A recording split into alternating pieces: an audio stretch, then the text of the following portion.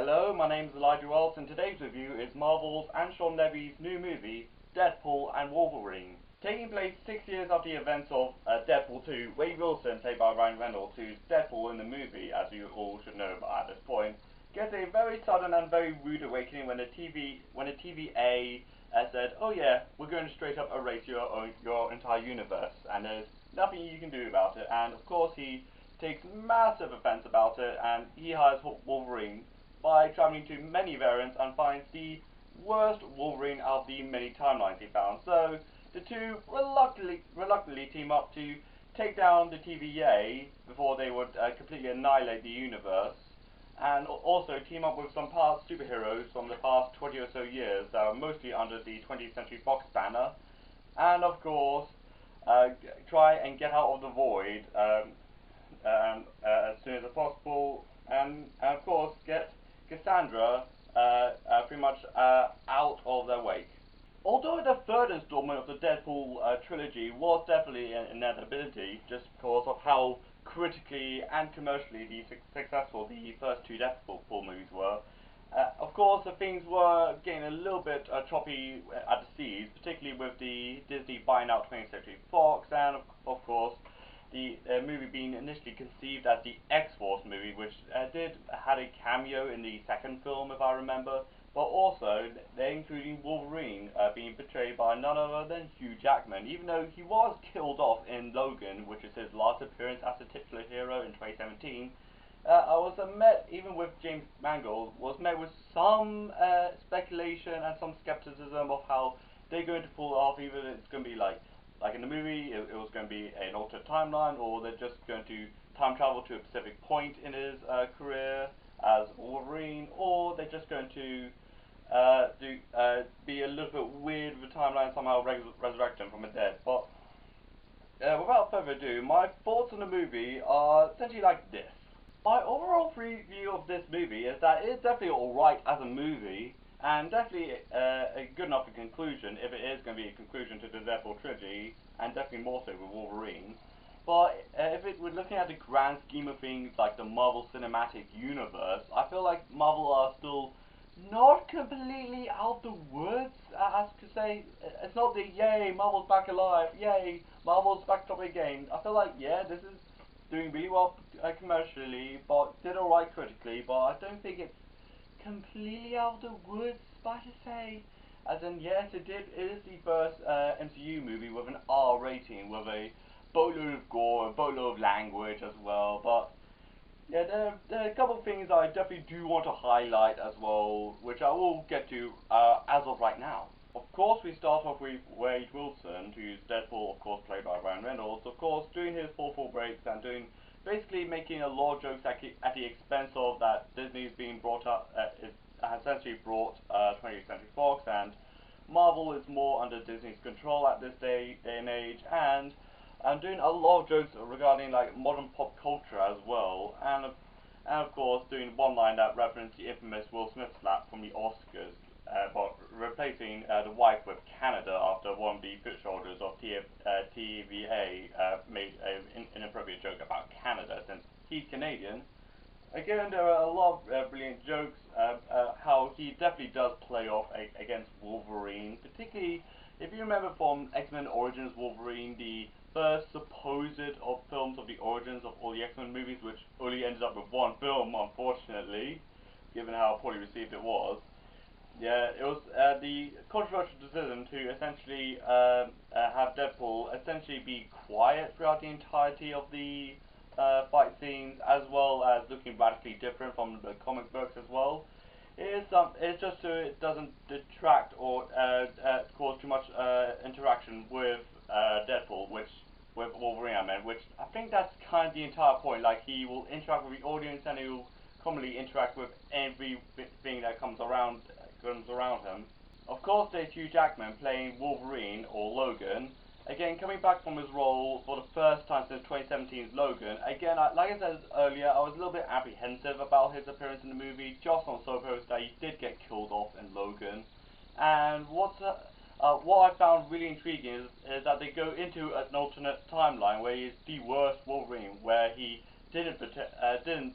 prevent the mutant hunt perpetrated by humans. And of course, what's also widely talked about in this movie, and as well as all around social media, is that he's finally, after 25 years or so, he's wearing a comic accurate suit, as in a yellow suit, and of course the big blue eyelashes things. Which again, even though in all the movies that came before it, he mostly wore leather, well, most of the time wore leather. And also, it was allegedly inspired, according to like a news article, was inspired by The Matrix, where you saw Keanu Reeves and Carrie-Anne Moss all wear leather, and so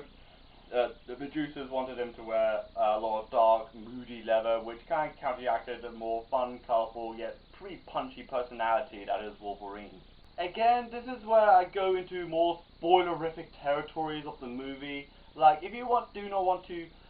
go into spoilers, then skip ahead like maybe a minute or so, as usual. But in the movie, Deadpool Wolverine, of course, meet up with Elektra, they meet up with Wesley Snipes' Blade, they meet up with Gambit, played by Channing Tatum, through his infamously shelved movie, and of course, X-23 from the Logan movie, now all grown up now. And also, again, this is a really sweet finish for these characters, just because either their stories concluded way too early or unfairly, or never really took off, or we kind of want to see how they continue, like with X-23, which is a really nice touch. But at the same time, a little bit, it goes back to Spider-Man No Way Home, where it does go back into the timelines of all the different characters. This one was with Spider-Man, it was a little bit more concentrated, as it was just Spider-Man characters. But for here, it's mostly like characters that were like in 20th Century Fox, even though made a titty bit more weirder when you have like Blade, who was under the New Line Cinema handle around the time with his trilogy. Which again, even though yes, it is very nice to see have one of the older Marvel films get some appreciation as well. But it kind of cheapened it a little bit, just on sort of purpose that I feel like that Spider-Man No Way Home did it a little bit more better, in my opinion, and definitely feels like a lot more chemistry kind of came out of that film as a juxtaposition from here. Even though I do want to give it credit for what the credit is due, like the soundtrack in this movie is actually kind of brilliant. We have Bye Bye Bye with NSYNC, we have Glamorous with Fergie, we have Iris from Goo Goo Dolls. We of course have I'm With You with Avril Lavigne, and Lady in Red with Krista Berg, and of course we have Good Riddance from Green Day. And also I think the most fun inclusion of this movie, of the soundtrack, is You're the One I Want from John Travolta, Olivia Newton-John, from the Grease soundtrack, when both Wolverine and Deadpool were literally fighting out in a car after Wolverine pretty much misinterpreted what Deadpool meant and took great offense at it. And I feel like the You're the One I Want is pretty much a very ironic twist, and puts the juxtaposition of You're the One I Want, but we're literally fighting in a bloodbath in a car. The movie has admittedly, in my opinion, a second shot at redemption with the crossover theory and going into the multiverse theory, and to be honest, it succeeded in that area, particularly in the final scene where Deadpool and Wolverine have to fight off like thousands of alternate versions of Deadpool, like Nice Deadpool, Lady Deadpool, Welsh Deadpool, Baby Deadpool, Pirate Deadpool, Samurai Deadpool, and just all types of, and also Western Deadpool, like all types of Deadpool, even though how it shot the actual fight scene kind of reminds me of a little bit of Old Boy, particularly in the hallway fight scene, as it's essentially almost shot like a side-scroller, as it's pretty much one uninterrupted cut throughout the entire thing. But in this case, it's a lot more bloody and a lot more graphic than that particular scene in Old Boy, even though the movie is particularly violent and graphic. But what I'm trying to get is, even though out of the two crossovers and the scenes where they definitely mingled around with the multiverse, I feel like Deadpool Wolverine versus like a whole bunch of Deadpools is a more better executed scene, in my opinion. The movie does feel definitely at some points definitely a lot more poignant. Definitely it does talk about Deadpool's sense of wealth in this movie, and where does he fit, particularly as he's pretty much in the beginning of the film just going away from being Deadpool, and his marriage that isn't going ideally as planned for him at this point, which I felt like is definitely feels the most poignant we ever seen from Wade Wilson throughout the entirety of the trilogy, outside of like the first film where he talks about his cancer diagnosis and how he tries to reconnect his wife about it, which again, I feel like it's definitely bittersweet, how it does look into his personal life a lot into the first like 20, 15 minutes of the movie, which is again pretty good in my opinion, and the humor as well, like again a lot of thoughtful breaks, a lot of pop cultural references, may not be for everyone, but it definitely cuts it for me in my opinion. Even though Deadpool and Wolverine isn't exactly what I would consider a perfect movie, even in superhero standards, but I feel like this is a movie that's also a farewell and a very bittersweet conclusion to the 20th Century Fox superheroes, and particularly the stuff that Marvel did before they were bought out by Disney in 2008, which is also really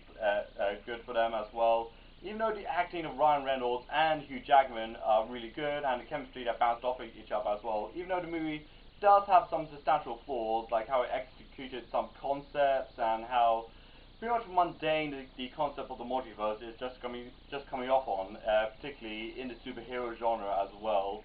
Even though there are some fun action scenes, some clever humor, and definitely a lot more intimate romances as well, but in my opinion, even though this is a interesting yet flawed film, I feel like I should bestow a rating that feels the most fair for the movie. So for Deadpool and Wolverine, I'm feeling it's a 7 out of 10. So, what do you think of Deadpool and Wolverine? Like this video, subscribe to my channel, follow me on Twitter, Instagram and Letterboxd, and this is Elijah Wells, and bye!